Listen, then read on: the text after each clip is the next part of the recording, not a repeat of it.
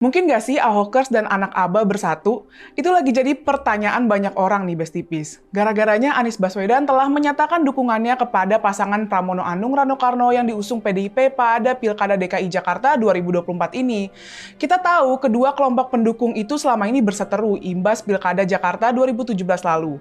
Bahkan menjelang pencalonan Pilkada saat berhembus kemungkinan Anies didukung PDIP, Ahok masih bilang Anies Baswedan bukanlah seorang negarawan.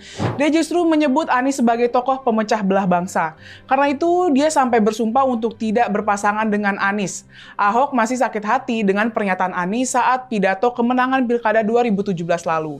Saat itu, di hadapan para pendukungnya, Anies bilang kalau kemenangan dirinya adalah kemenangan pribumi. Saat masa kampanye, para pendukung Anies juga menghembuskan isu SARA kepada Ahok. Ahok dituduh melakukan penistaan agama karena pernyataannya jangan mau ditipu oleh orang-orang yang menggunakan Al-Quran Surat Al-Maidah ayat 51 untuk kepentingan politiknya.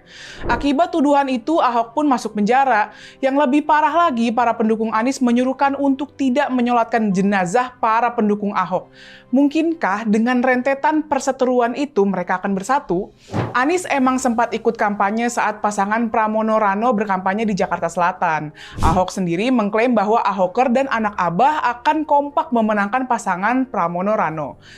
Bisa aja sih demi kepentingan politik sesaat kedua kelompok itu bersatu. Tapi apakah kedua kelompok pendukung itu akan tetap bisa bekerja sama? Rasanya sih berat, karena begitu bertolak belakangnya ideologi kedua kelompok ini. Anak Abah yang berhaluan konservatisme dan cenderung mengusung Islamisme, sementara Ahoker mengusung ideologi liberalisme dan menolak ide-ide Islamisme.